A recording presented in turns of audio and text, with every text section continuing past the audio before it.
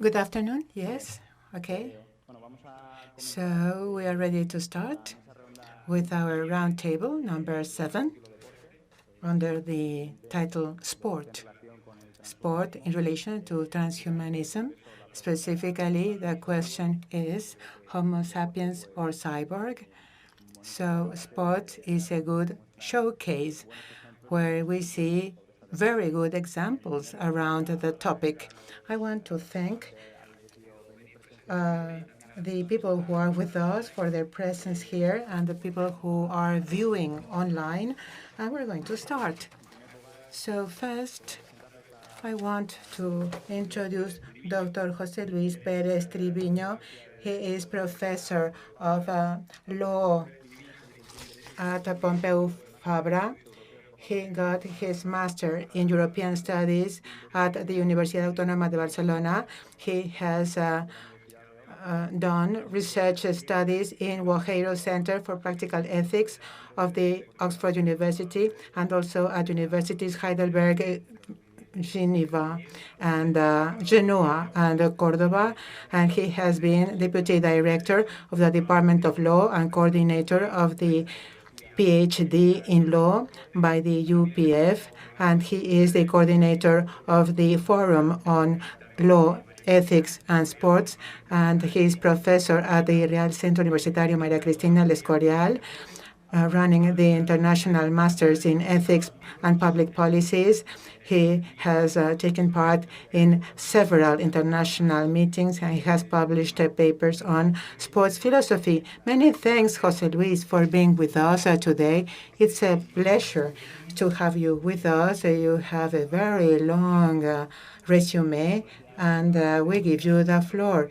You are going to talk about genetically modified sports athletes and ethics. First, I want to thank Elena Postigo and the university for this kind invitation to be here with you in this interesting meeting where we are meeting. Many people have had the chance of meeting again after the pandemic's lockdown. Well, what I'd like to talk about is genetic doping or the genetic enhancement and the way it might affect sports, specifically ethics in sports. In what ways the organizations will have to deal with the eventual issue that might come up if in the future there might be athletes who had been enhanced physiologically thanks to genetic interventions or thanks to synthetic biology. But before talking about the ideas I'd like to put to you, I think it is interesting to see the phenomenon overall, and I think that it is going to change the way in which we understand sports. Indeed, we're not only changing our view of sports, but also the view we have of society and of ourselves because of the impact of the different technologies. And we already have the e-sports. The e-sports are already the present, but we don't know if in a very near future they might replace sports competitions as we know them as the main center of attention of the viewers. According to some statistics, the e-sports, the spectators went up by 34% last year. And I don't know about you, but in my home, at home, I saw this. My children and my nephews preferred to be playing esports instead of watching the actual sports. So those of us who would like to watch traditional sports, how can we? It's not a question of eliminating esports, but how to intertwine both worlds. These are images you all know. And another big phenomenon is big data. Big data is already a reality in sports. After Moneyball book, I can't remember the author, and the film that came afterwards, Moneyball. And for example, I live close to Barcelona, but I am for Madrid. And in 2017, I think Real Madrid won the championships, and he won. And do you know when Real Madrid won this game? When during the match, when the Real Madrid ensured the win, it was when the captain of Real Madrid, after the arbiter decided, toss the coin into the air to see what would be the field. And Gabi preferred the field instead of shooting the penalties, because it had been shown that the first to shoot the penalties have a large percentage of winning the shootouts, and this is because of big data. And also the 5 Real Madrid players shot the penalties towards the same side of the goalkeeper, because probably they knew the weaknesses of black. And we're talking about the current times. Kevin De Bruyne, you know who he is, the player of Manchester City. He has just renegotiated his contract with the same club, and he has used the artificial intelligence to know what was his value on the market. And the Sevilla, why have they had so many wins? It's because Monchi has used the artificial intelligence to recruit players, to sign up players, and also to design the training sessions and big data and artificial intelligence in order to get information about physical variables of players as the match is going on. And the VAR, well, probably it'll keep on supplementing the work of arbiters, but probably later on it will replace the arbiter as such. And they are already masters on artificial intelligence implemented, applied to sports. And neuroscience, we've been talking about neuroscience. And not only chemical substances such as MMF, methylphenidate, improving memory, improving the concentration levels, etc. These type of enhancements, chemical enhancements, obviously they may help the players, the footballers, not so much physically, but regarding concentration, regarding cognitive levels. And we already have transcranial devices that have been used in order to, for example, to limit the transmission, the nerve transmission from muscles to brains, so the brain doesn't know that the muscles are already tired. So just imagine, this is useful because if the player doesn't feel he is tired, he will go on running, even if the muscle might burst out. And cyborgs, my mates here are going to talk about cyborgs.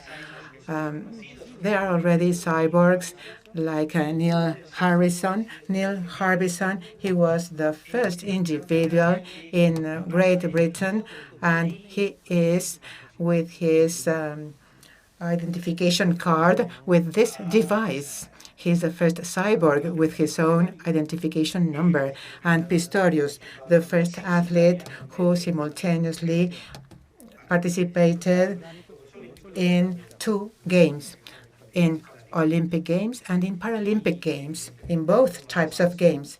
And obviously, he's not going to be the last one to take part in both games.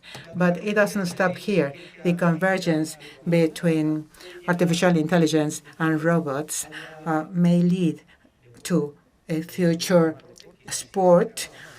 We don't know if it would be called sport, because here we read, do androids dream of playing soccer? And we've seen some matches in the 21st century.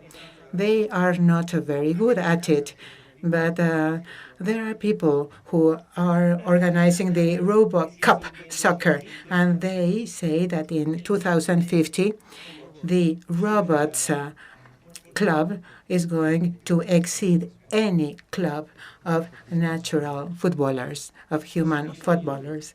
And I doubt it. And it's not because robots wouldn't be able to reach abilities that are similar to human abilities. I doubt it because we also, humans, we are going to evolve. And our offspring, our human offspring are also going to evolve. So with the different technologies, probably we will be superhumans and we will be able to defeat the Robo Club. Okay. And genetic doping. Genetic doping has been trendy in the last 10 to 15 years. But today, it is much more trendy, the artificial intelligence. But genetic doping has been considered one of the major threats for sports ethics. And strangely enough, in 2004, the COI already introduced the banning of genetic doping already in 2004. And there hasn't been any case, neither in 2004 nor at present. But there's a fear. There's a fear in the ICO that has led them to ban genetic doping in a preventative fashion. And the assumption of a sports gene is false. There isn't one sports gene. There are several genes. And for genetic doping to take place, probably there should be evolution in genetic manipulation that right now is not taking place. But probably the EPO or growth hormone will be the main objectives in order to develop a management, a treatment. So what I put forward now, I am going to give you the explanation, but I share with you the following. How can we regulate the ethics and the legal aspects and the ethical aspects? I think that everything goes through analyzing in depth the problem, because there are two aspects that are central to genetic doping. One, what type of interventions can be conducted through genetic doping? And secondly, what is the extension of the enhancement that are likely with genetic doping? And the two types of interventions would be at the somatic level and at the germline level. And as a function of extension, we might, although this is very raw and it is not refined, right now I can't do it, but for sure there are experts that might give more ideas, but we may distinguish between human and transhuman levels. So somatic interventions take place in the human being himself and would be affecting the human being himself. So, and if they are enhancing interventions, they would not be inheritable. They would be affecting the individual. So this is a difference with the germline interventions that will take place on the non-fertilized sperm or on the eggs before the individual was born. And the most important feature in this scenario is that the enhancements would be inheritable. So the individual who might experience the germline enhancement would transmit the enhancement to the offspring. So this would be the first distinction. Secondly, the effects or the extension of effects at the human level or throughout the transhuman level. When we talk about human level enhancement, this means enhancements within the scope of what a human is considered to be. That is to increase IQ of an individual from 100 to 104. This would be part of the human level.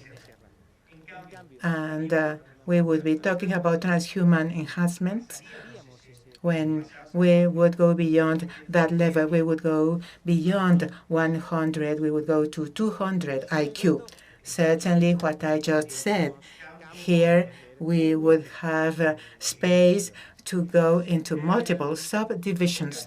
So in any case, if we combine these two classifications, we will have a chart that is going to help us concentrate on the issue of the ethical permissivity of genetic doping in a way that I think would be more efficient, that would help us give a more reasonable response to the problem than if we did it in an indiscriminate way. So we have four likely ways. We would have somatic treatment. We would have human enhancers, a somatic treatment, human enhancers, germline treatment, transhuman enhancers, somatic treatment, and transhuman enhancer, germline treatment. So if we take into account this classification, mixing the factors that we've seen previously, I think, my time, please, tell me. How am I doing? 3 minutes left. Okay, so I'll rush through. So then, if I have time, I will go back to some of the slides I've skipped. So what's the response to these issues? So I think that we might be tolerant. We might have tolerance with eventual genetic enhancement, somatic treatment, human enhancement, if the effects were within the human scope. Because if we accept that athletes are autonomous beings and we shouldn't be paternalistic to them, we shouldn't impose on them, then they are free to accept the treatment, even if there might be a negative implication. But, well, you might be outraged. But, well, playing sports is already a danger, a hazard. Bertolt Brecht said, health stops, sports stop where health ends. But you might say this is not egalitarian. But sports is not egalitarian. And precisely the enhancement techniques may lead to producing more alignment amongst the athletes. So this will be my vision regarding the first case. And now, regarding the other cases, there I have my own questions. And to simplify, the germline treatments, to the extent that they are much more complicated and they involve more hazards, I think for the time being we should be cautious and prudent for the time being. And to the extent that the effects are extremely uneven, at least at the beginning of that treatment, I think that because everything would be uneven, there wouldn't be equal access for everybody. If there's no banning, at least we should be cautious. And in relation to transhuman somatic treatment, I don't think that there would be health excuses to ban them. But initially, we should tell the athletes that if they had access to somatic treatment as a transhuman, they would have a disproportionate advantage versus the other competitors. But what might happen if in future these effects might be accessible for everybody? Then we would have to start thinking about segregated competitions. So separate competitions for athletes who still are human without transhuman enhancements, and a different match competition for the transhuman athletes. Okay, and I'll stop here. Thank you for your attention. Thank you, José Luis Pérez Triviño. I'm sorry that I had to stop you.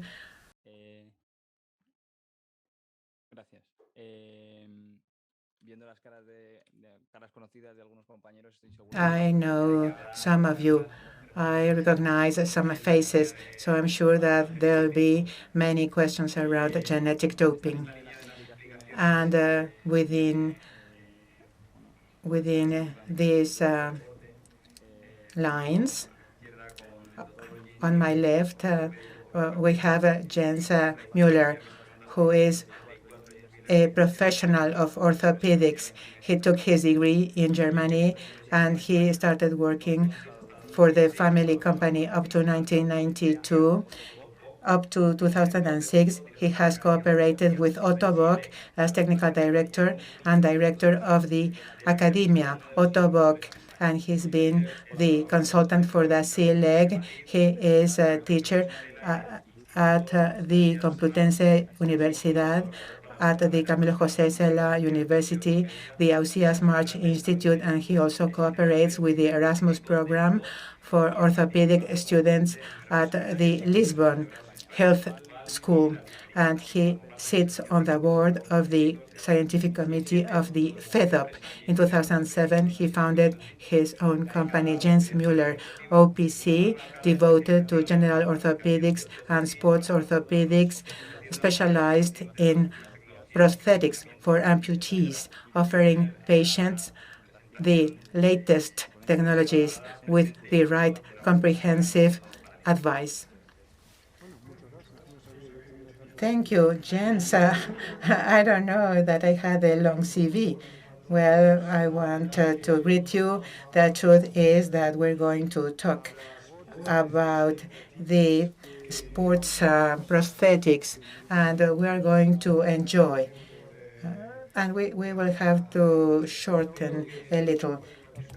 But in any case, given that I have limited time to share with you my presentation, but you know that Pistorius started a hot debate in relation to athletes with prosthetics. Do they have advantages or not? But then we also have to travel.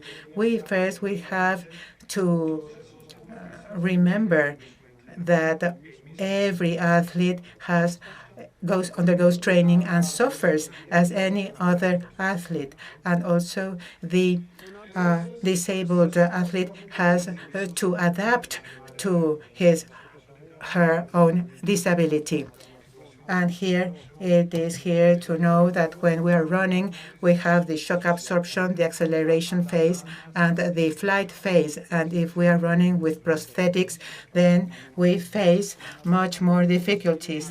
When you don't have, when you miss one leg, then you have to fit the stump in the right fitting place. So every time there's contact with the ground, there's a brutal shock for the disabled athlete.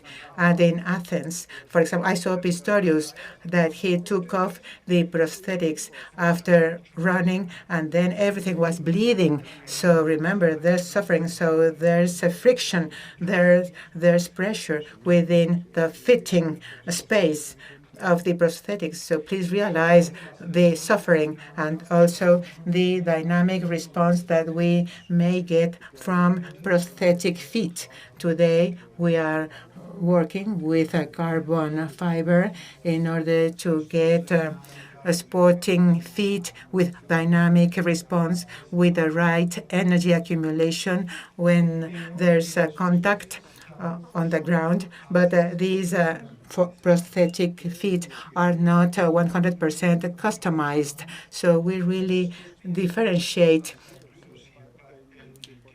We differentiate between the 400-meter flat runner, if it's a 100-meter flat sprinter, or the long jump. So there are 3 different models for each athlete specialty, 3 different models, 3 different fitting, 3 different alignments of the fitting position that will be 100% equal or not, because it depends on the muscle development. The fitting place is not 100% fine because we don't have the right material allowing for the right flexibility in order to allow for the right shock absorption, in order to help the fitting place not to be so tight, or after so many training sessions, then the athlete would be sweating, fluid would go into the fitting place, and there would be pseudoarthrosis between the stump and the fitting place in the stump. So the manufacturers manufacture blades. These are sports blades, and these blades have been manufactured taking into account the weight and the impact. If the ground contact is higher, the stiffness of the carbon fiber will be higher, and if it's only for 400-meter flat, then it'll be more shock absorption required, and all the prosthetics have a different alignment. This means that if so this depends on the alignment on the fitting space. How are we going to align this on the blade? Well, this will mean higher or lower response. And if it's if there's too much union with the blade, the response would be affected. And I am telling you the whole story for you to differentiate and to know the differences and the complexities involved in the world of the cyborg athletes, if you want to call them. It's not that easy for them. So once we know what they endure, what they have to go through,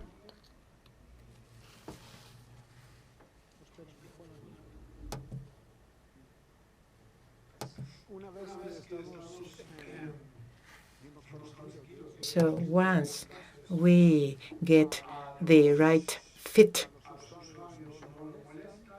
that the users can use them, and they can do the sport.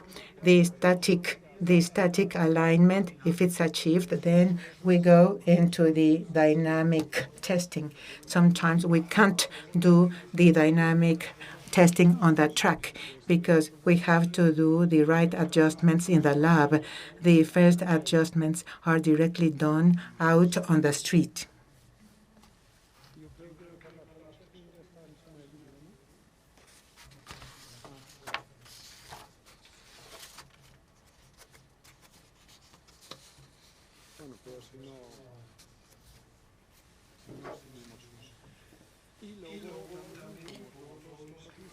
And then, as in the case of other athletes, they undergo their own training sessions specific to them. The start that many times will be much more complex and complicated because of the length of the stumps or the length of the prosthetics. So in many cases, for example, the unilateral amputees, the one-legged athletes, the prosthetics are 2 to 3 centimeters higher in order to get the right energy response of the prosthetic feet. So when you see the Paralympics, they walk uneasily because the prosthetics must be 2 or 3 centimeters above in order to fit together. So this, at the start line, it depends on the height of the user. This is also an added complexity because they have to train a lot in order to start the race with this type of prosthetics.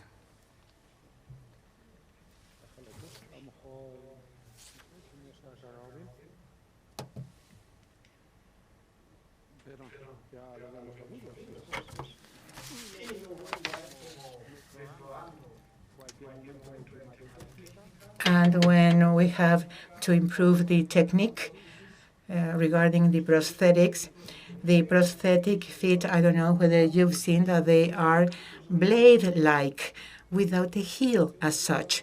They lack a heel. It's only a wedge where the patient has to jump, trusting the prosthetics, and it has to do with the 2 to 3 centimeters.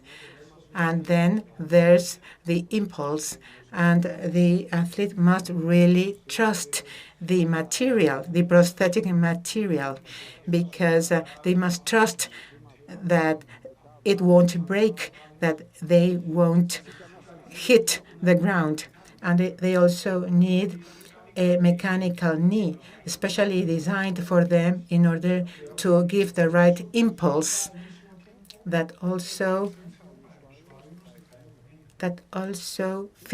matches the extension so that the user won't fall to the ground. So here you see the training at the start line. Here you see it is a double transtibial amputee with the right explosion. This is the first training session on the street, as I told you, and there was snow on the ground.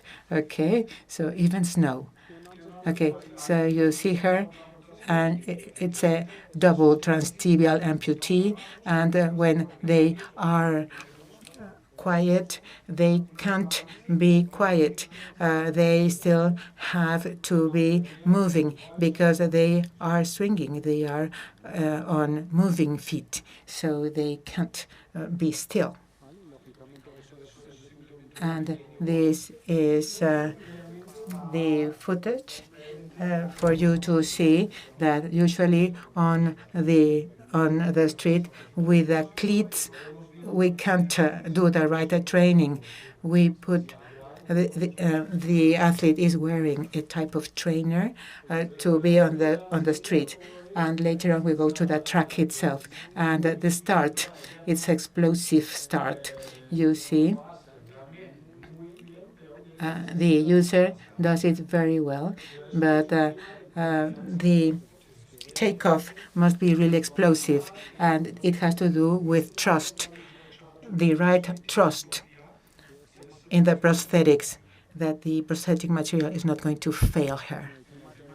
And regarding long jump, the prosthesis is different.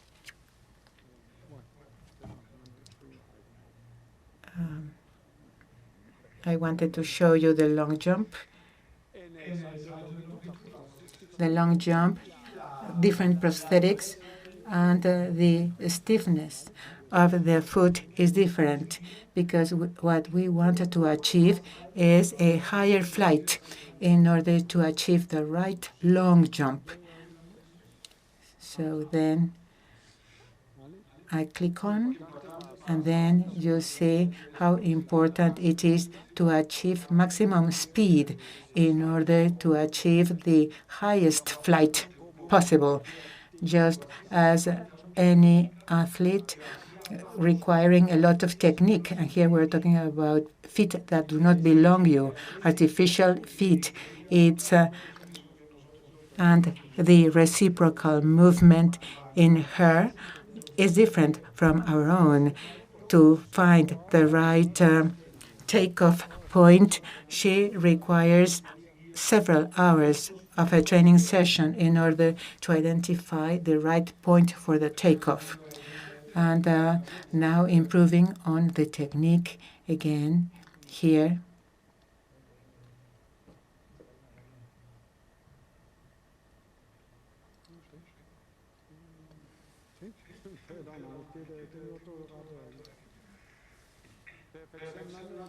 Okay, so we want to perfect the technique, we want to improve the technique, and they have to bring the knee high as possible in order to reach the ground with the right extension, as with a back kick in order to propel forward. So during the training sessions are not like the able-bodied training sessions. And these are different training sessions. And if the amputee used to be an athlete before the amputation, that doesn't help either, because the training session is completely different. And then the power and the balance. And here,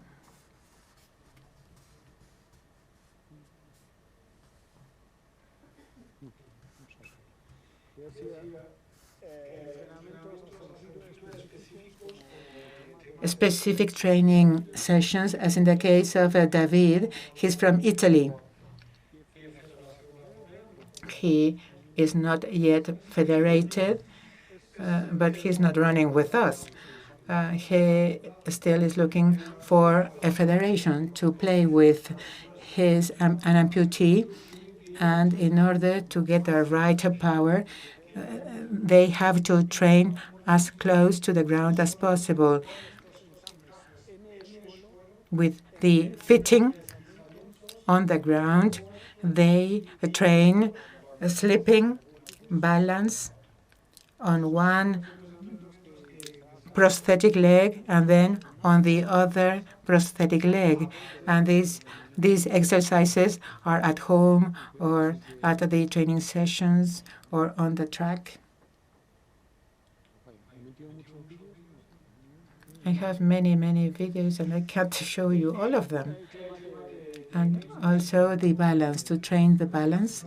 And here, for example, well, I wanted to show skipping with a rope and jumping as the boxers do, and wearing the prosthetics, that is not easy. So this is for you to know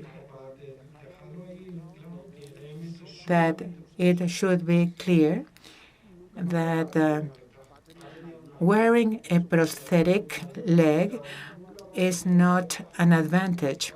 It is an aid, but it is not an advantage.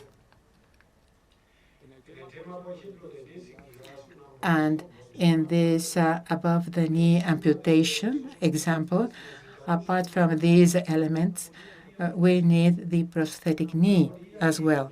A prosthetic knee that, when running, at any point in running, reaches complete extension, because if after the flight position she landed with flexed knee, she would hit the ground, because the knees are working on a spring, on a hydraulic spring, thanks to the complete extension and the speed of the athlete.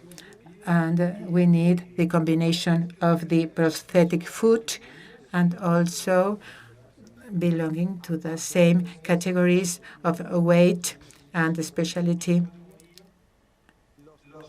And above the knee amputees cannot get support distally.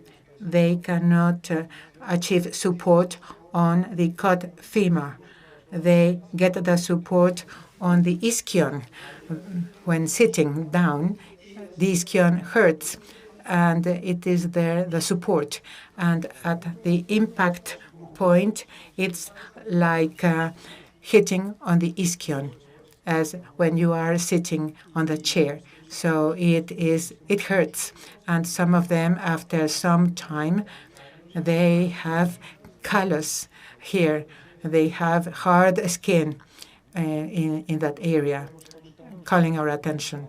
And also through silicone material or thermoplastic material, we try to improve and get right flexibility for muscle development.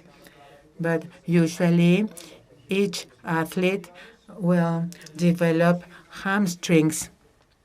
But in the fitting area of the prosthetics, we need the right space for the hamstrings that have developed greatly. And also, the prosthetics require the alignment. We work on a force plate, finding the center of gravity through a laser in order to find the support point, the stance point.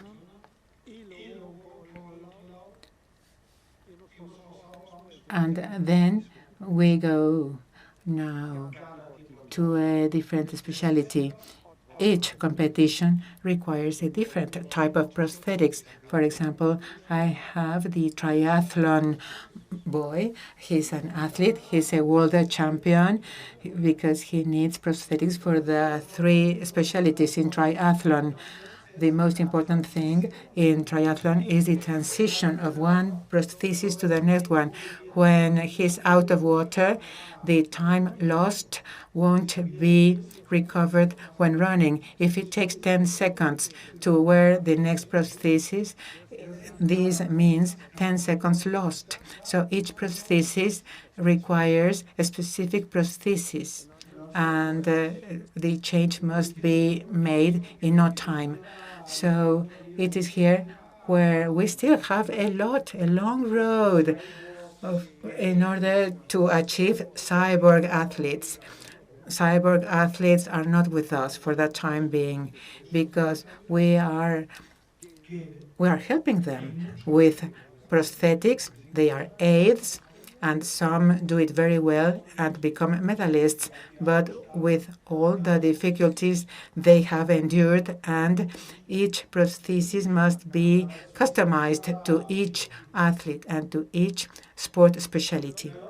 And also, in some other cases, what we are doing, for example, in Sweden and also in England, and now also in Spain, the osseointegration. The osseointegration is being practiced. So instead of having a fitting area that is a complication, the femur is attached directly to the prosthesis through a screw, through a bolt. Well, it means surgery. It is an endoprosthesis. It means that in this case, there are also other difficulties, certain difficulties. The metal comes out of skin, and then the skin won't close. There'll be a type of infection that might be dangerous because if there was infection, then we would be talking about osteomyelitis. We would be talking about bone infection that would infect the rest of the body. And also, when talking about sports, this is not an option because this impact would break the whole femur and the prosthesis inside. Irene Villa, at some point in time, she has had several fractures of the inner implant in the bone only by walking. The inner implant broke, and with a screwdriver, the component had to be taken out to repair the problem. So for sports, we can't eliminate the fitting area of the prosthetics for the time being. And we also here talk about bionic knees. Well, for the time being, they are non-existent, I may say. You said, you told me, are you the one who started bionic knees? Are you the one who started bionic knees? It's with a pre-programming, thanks to their weight, with dynamic response on these prostheses. There's no microchip. Today on the market, we have robotized knees that are anchored through electromotors, helping patients to go up the stairs step by step, but they are not bionic. They are not connected to the nerve system. They are connected to an insole on the contralateral side. They capture data through microsensors, through oscillometers, just as we have them in the smartphones. But for the time being, there is not any connection with the nervous system. And what we do have in several countries is we are working on this. When we are talking in the upper extremity, when we talk about myoelectric extremities, advertisements talking about the hand doing everything. No, it's not that much. For the time being, we've been working on myoelectric prosthetics through sensors that are on top of the skin, capturing millivolts that help us transmit a signal to the myoelectric hand that can be pincers-like or polyarticulated. But the patient must learn to use it because these are not natural movements, okay? And in Sweden, for example, we do find, thanks to Max Otis, he's a researcher from Sweden, and thanks to him, we already have prosthetic systems with osseointegration, and they are anchored directly to the nervous system, where the patient is able to wear this in a natural fashion. But for the time being, they cannot detect neither cold nor hot surfaces, and there's no sensitivity. So these are pending matters. We still have a lot to do, but for the time being, the movements are similar to those of a hand without a prosthesis. And here again, we say that any implant that is above the nervous system, they have a certain conductivity. This means that this implant that usually embraces the nerve, it is like a clump around the nerve. It cannot be too tight or too loose. If it's too loose, no signals will be captured adequately, and if it's too tight, then the nerve might die off. So these are the themes, these are the topics. There's a lot of research, but only and the progress achieved only on the upper extremities. In the case of forearm amputees or arm amputees, but below the waist, we have a large nervous system that needs to activate all the components and also to take the whole weight of everything. So for the breakthroughs, for the time being, are in the upper extremity, and we don't know when the development will stop, but we are working on the anchoring of the stump with the prosthetic leg, and we require the right material that will be comfortable for the user in order to be comfortable when running, when wearing the prosthetics. And I leave you with this question. And these needs that we have, these requirements, our goals, we still have a lot to do. There are many unresolved issues: the nervous system, cold and hot surfaces, the sensitivity. So we still have a long road before the athletes, the cyborg athletes. I think that everything's much more clear with the esports, rather. Thank you, Jens. Sorry, I didn't know that we would have problems with the videos, that you couldn't play without any problem. And in the world of orthopedics, I think that we are ignorant. We don't know what is behind all these athletes. And Raúl Reina, he is professor at Miguel Hernández de Elche University. He is vice rector of Inclusion, Sustainability and Sports. His research has been carried out at the Center for Research on Sports for Inclusion, Adapted Physical Activities. He chairs the Commission of Classification of the Spanish Paralympic Committee, and he runs the classification of the International Federation of Cerebral Palsy Football. And he'll be in Tokyo as a representative of the classification of the Spanish athletes.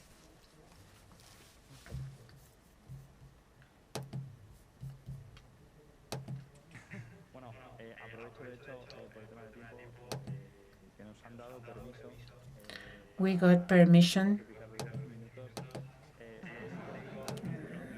so that you talk for 20 minutes, but specifically at 5, we have another session.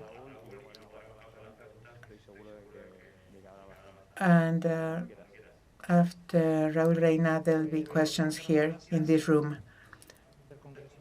So first, I want to thank the organizers.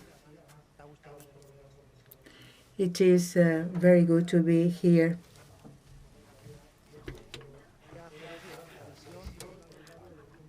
I am going to tell you what I've learned as a professor.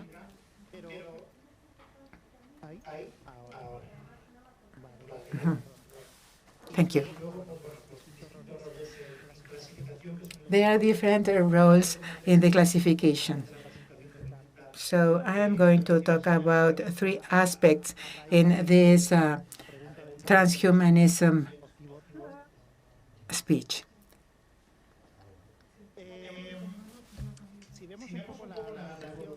When we look at the evolution of sports, many times we're going to talk about the Paralympic athlete because they are on the media. And I remember in Rio de Janeiro, what you see on the right, when you see the script, it is there where you see the limits of sports and the human beings, and where the technology is present regarding the performance. And this has to do that it is joined to the development of technology from Mandeville, for example, where a sport helps towards rehabilitation, of the individual, and later on, each sport competition gets its own material and is there where the challenge comes from the movement. I don't know if you've seen the documentary that in Netflix, and it is a documentary that was commissioned by the Paralympic Committee, and they talk about the origin of the Paralympic competitions and how difficult it is to get the right achievements so that the Paralympic movement is at the level of the Olympic movement in the same town, in the same host town. The Ferrante mentioned the way we communicate the superhuman story. And this report criticized the prejudgments that idealize normalcy.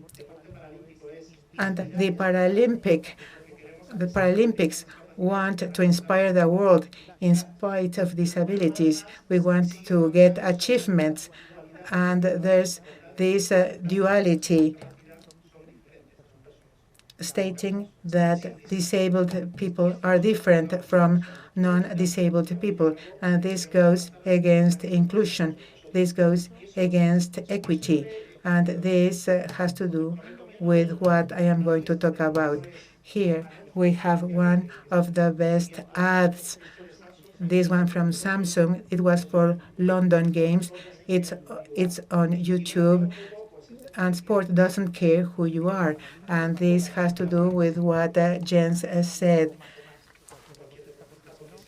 The disabled athlete has to train much more than the able-bodied in order to choose the right specialty you can play with, and also determining the specialty you can play within or not.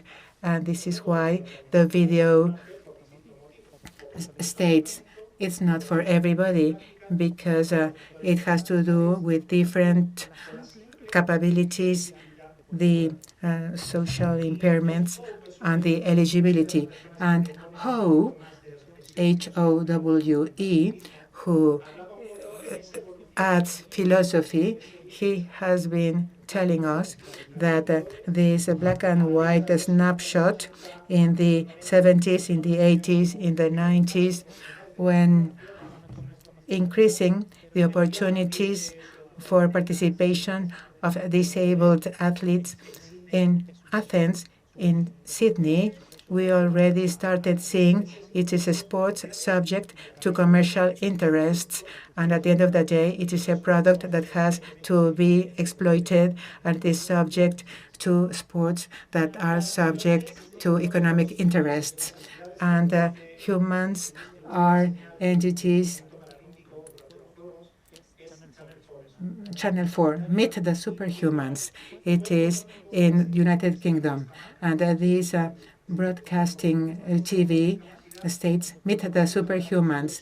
The Paralympic athlete is a superhuman, and usually with redemption stories because of a situation that emerged because of an accident or disease. And this was for Rio de Janeiro. And it's not only from the sports achievements, but this is told in such a way that we know that on a daily basis we can develop our maximum.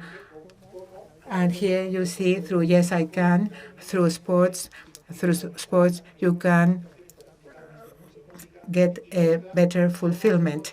And this combines sports with empowerment.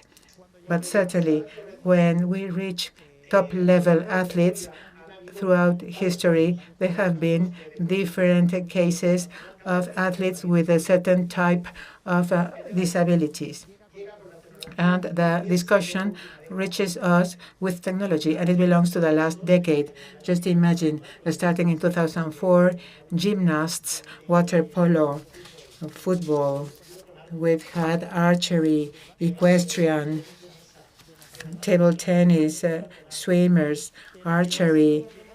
But it was when we reached Athens Olympic Games and Beijing when Pistorius raised this discussion. What happens if I want to compete with my own prosthetics in the Olympic Games?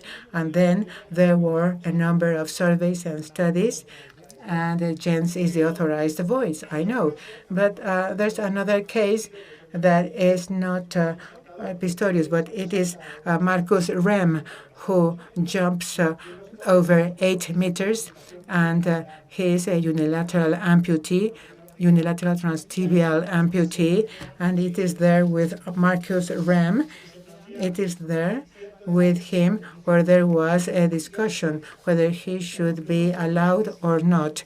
So we've had about 10 cases throughout history, but when technology comes in, it is there where we start discussing the limits for top-level athletes. This is a study that was conducted.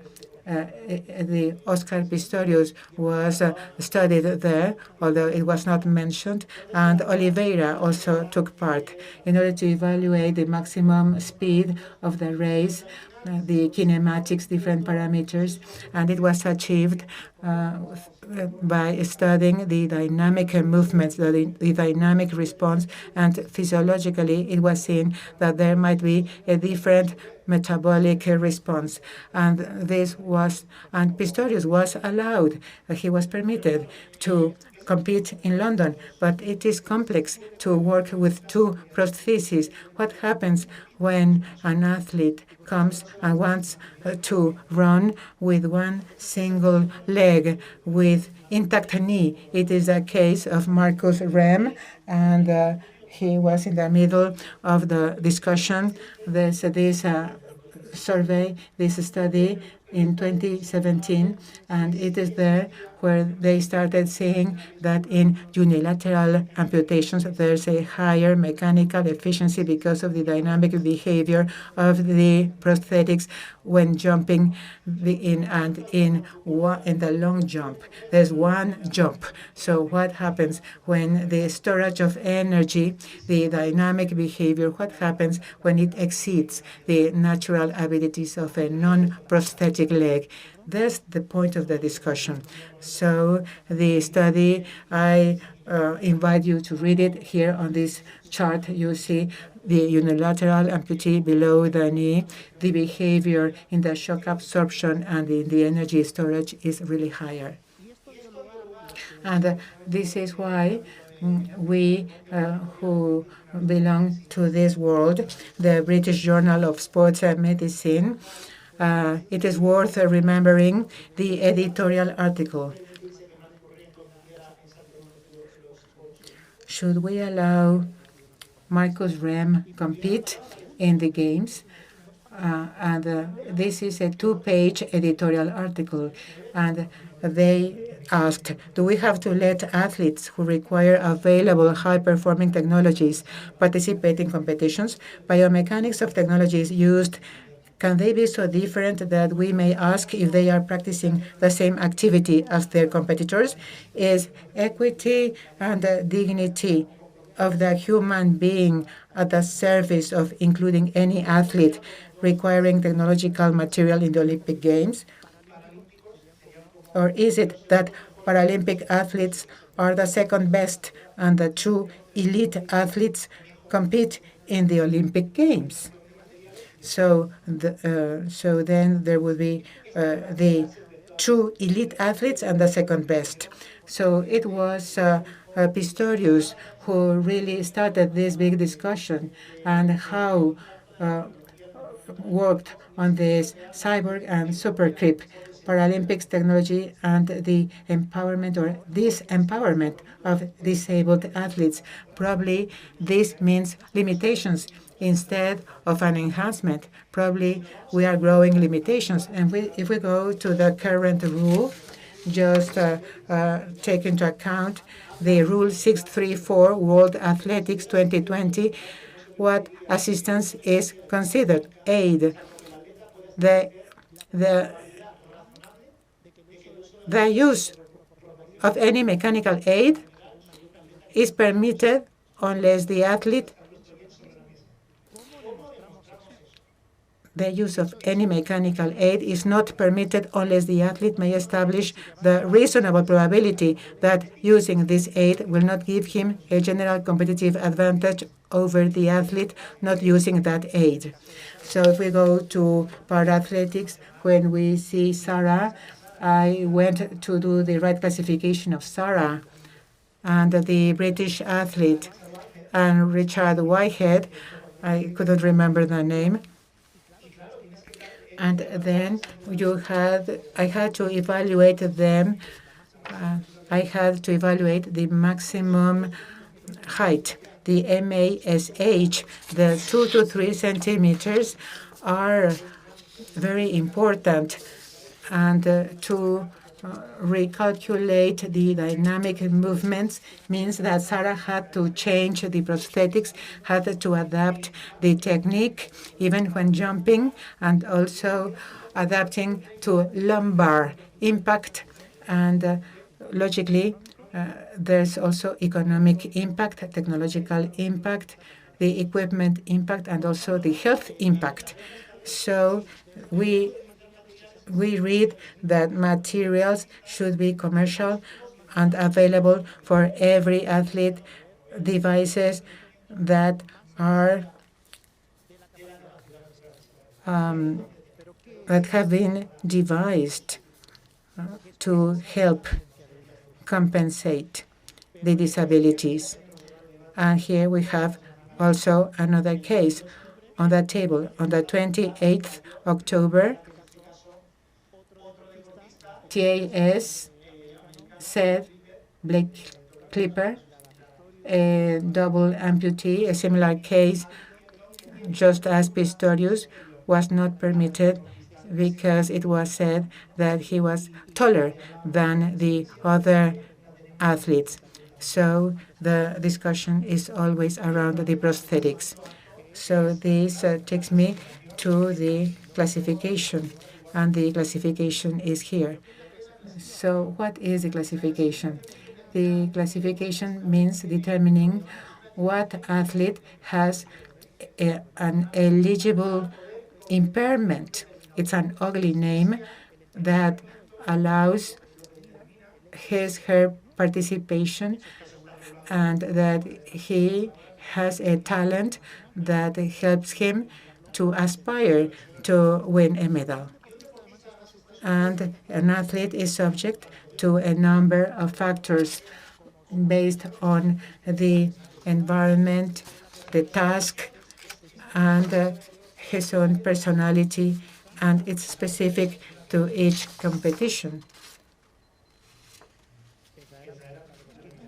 Okay, so that was the bell for me. I don't know if you know the international competition of functionality, disability, and health. The classification takes into account the eligible impairment, that is, only those who have an impairment or a hypertonia, a deficient, and the impact it has on the athlete when competing. This means that in order to practice the sport, I must have that eligible impairment, or I won't be allowed to compete. But this doesn't happen with the able-bodied, but the disabled athletes have to go through this classification. In Singapore, there's an orthopedic problem, a mechanical problem in this boy. And for football, he has another disorder, and he's not eligible because his own disorder is not an eligible impairment. And from the Premier League, this other example, AGB captain. He's also an athlete. He inspired me. After 5 years of classification, we had to tell him, Jack, you're not eligible. So the sports that are to rehabilitate you is going to limit you. And the message will be, you're not as disabled as you should be in order to be eligible. So I think that this takes us into ethical discussion. And this means the triangle of the Bermudas. Van Landevik and collaborators call this problem the Bermuda Triangle classification, where the athlete equipment interaction is a factor to be considered. At the end of the day, technology determines the entry in sports. It determines the participation. Sometimes the economic factors, the countries, the resources are going to create differences amongst athletes. And this is what is called the sports armamentistic competition. And technology makes a difference. And also the classification has other connotations. If I want to be a medalist and to achieve resources, I will go into a virtuous circle where I'll find disabled athletes who would want to deceive you. And this has been discussed at the British Parliament because there have been people trying to deceive in order to be eligible up to an extent. In China, for example, when I went there as a World Athletics classifier, it was published in Marca, an athlete from Extremadura. Now, when we're discussing about eligibility for wheelchair basketball for top-level athletes, well, I mean, this is like tabloids. Tabloids stating this athlete must get one leg amputated or won't be able to go to the games. I mean, it's a tabloid. So what's the challenge coming from technology? Cooper mentions 5 elements that are going to determine the processes of the materials and the interface between the equipment and the athlete. This handbike is lightweight. This was made with carbon fiber, and it is really costly. And the handbike, it is a resource, and either you have it or you don't have it. And this chair was developed at the wind tunnel of BMW. It's not for everybody, but it makes a difference regarding the performance and the design. Also, each competition requires its own design, and you see the functionality changes as a function of the design of the wheelchair based on the ergonomics. It's like wearing customized shoes, like Martín de la Puente, our wheelchair tennis with a very good adjustment in order to reach the ball and connectivity. And here you see when swimming, then you turn thanks to these devices on the top of the head. So the athlete, when reaching the wall, he'll know that he has to turn back. And it's not only everything. So we need people who have big disabilities with big support needs. We hope that they'll be able to practice boccia or frame running. After Tokyo, it will be included in the World Athletics and frame INRA, and also the motorized wheelchair. In the Paralympic competition, we haven't seen them, but they are present in wheelchair hockey, in power chair soccer. And then we wonder, transhumanism, what's the end of it. Have you heard of Cybathlon?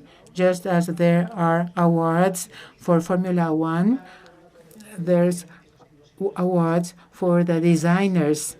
There's electric wheelchair racing, exoskeletal races, bionic arm races, bionic leg races. Just as Jens says, when this technology fully develops, will it be allowed in the games, in the Paralympic Games? And I'll stop here because you see that here you have the access to resources, the access to technology. These are elements that are required in the ecosystem of the athlete, not only regarding the performance, but also they are important for the inclusion and the equity. Thank you, Raúl. It's been great having the three of you. It looks like it's not the future, it's the present. Given that we're running late, that the time given to us has finished, there are other sessions starting now, but we have time to get some questions. So if you want to ask something, please identify yourselves and ask the question ask the question and let us know who you are asking the question to.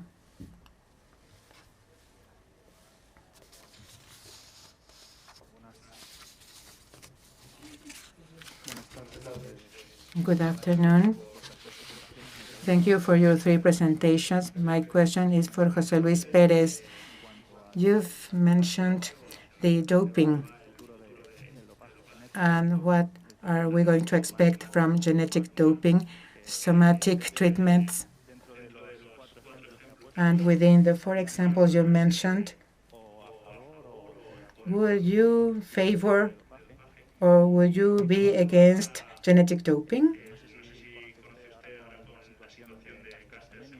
Given Semenya, Castor, or hyperandrogenism, probably it's not a question, probably it's my own thoughts.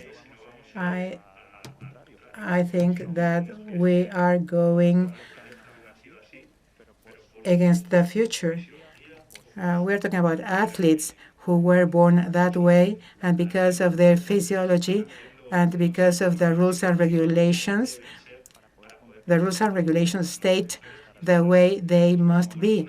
They don't take into account the way they were born, and they are imposing on them to be treated with hormones in order to be at the same level as other athletes. Yes, for me, it's reverse doping in the case of Semenya. In the case of Semenya, she's being asked to be given an artificial treatment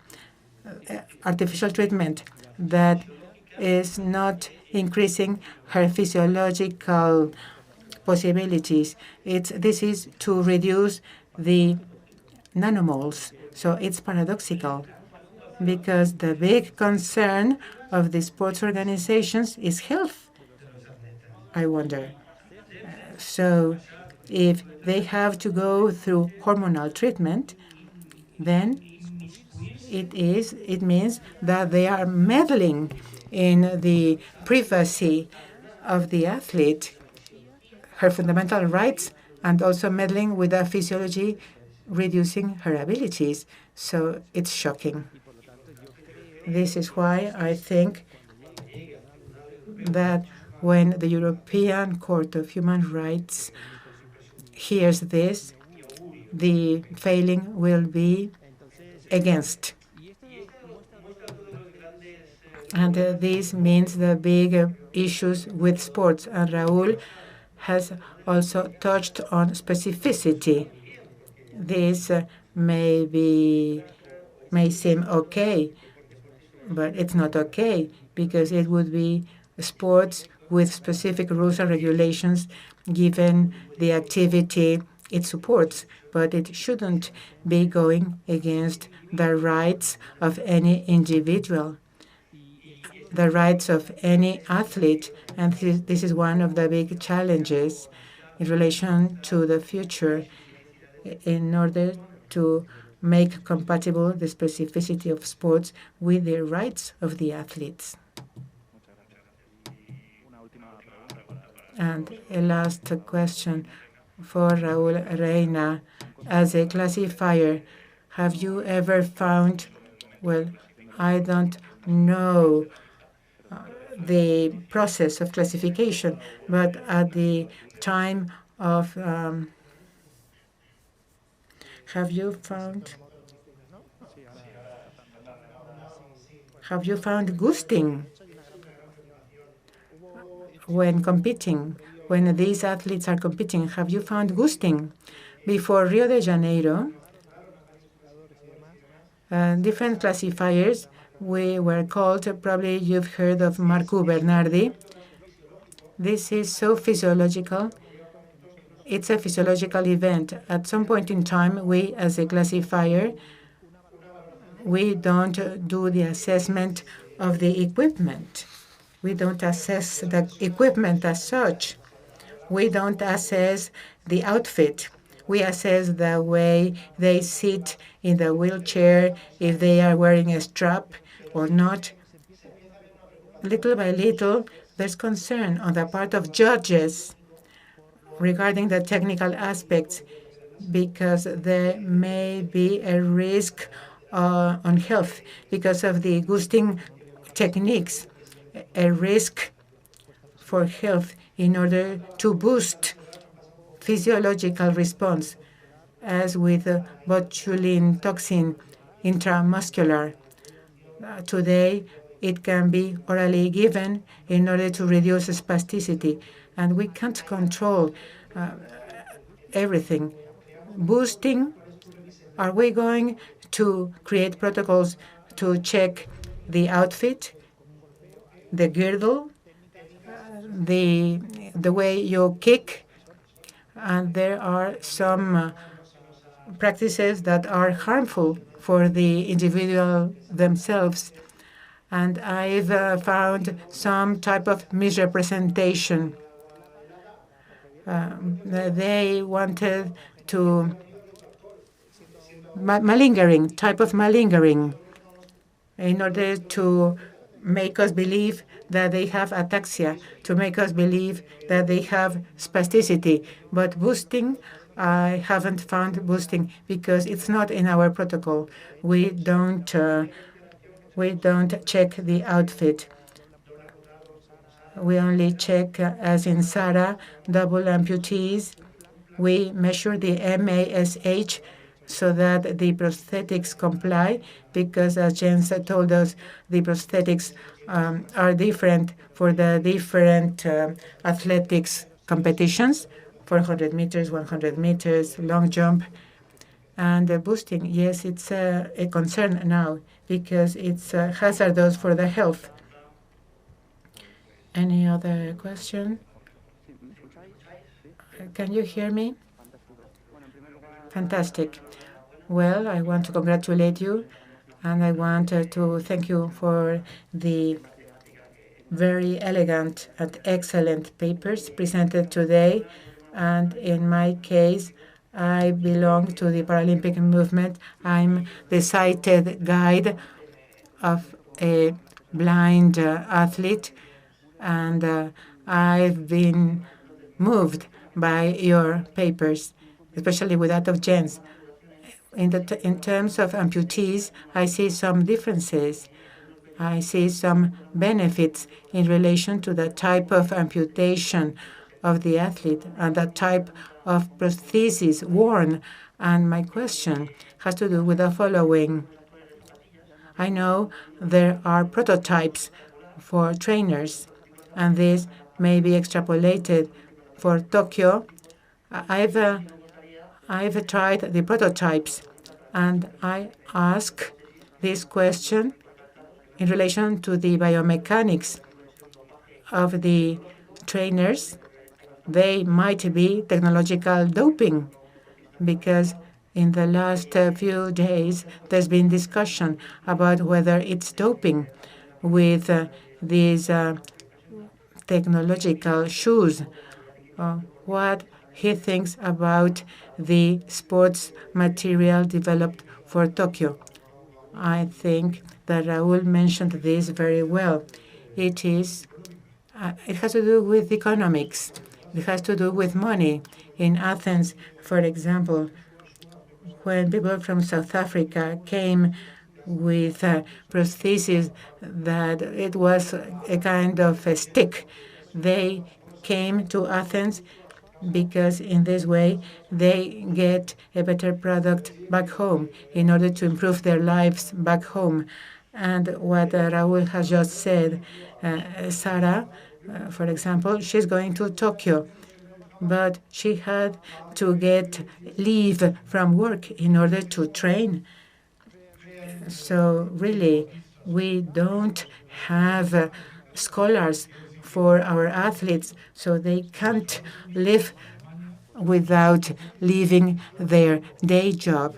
In America, several athletes are living in top-level training centers as those provided by INEF, apart from the technological aid given to them and some money. So it's a technological race and also a money-related race.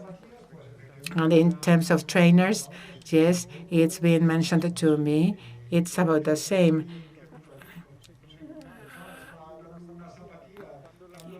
A pair of trainers, a pair of shoes that are really costly, that are worn by one athlete at a time, because given that they are so costly, there aren't several technologized trainers for everybody to try them.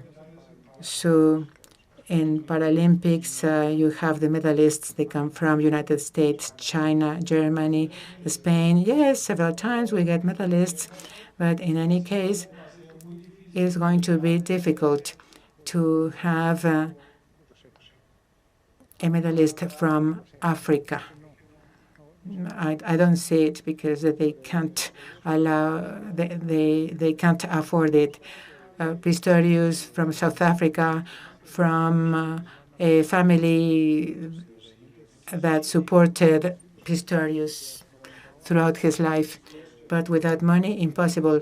Danny Molina, the triathlete, he has to buy 3 prosthetics. He needs a bike. He needs neoprene. He needs funds for the trip. So it's impossible for him. So if this can't be, then it's impossible for them. And this has been mentioned here. And how can we help them? Because if everybody should be running with a wooden leg, then Africans would be the medalists because they are used to a stick instead of a leg, and they are used to suffering. In the case of Sara Andres, what Raúl said, this girl is now down to 160 height. The prosthetics designed for athletes, they are not designed for small stature. The size of the prosthetics are for people who are 170. So it's crazy. How can we achieve performance with prosthetic feet that are not designed, customized for her? Thank you, Jens.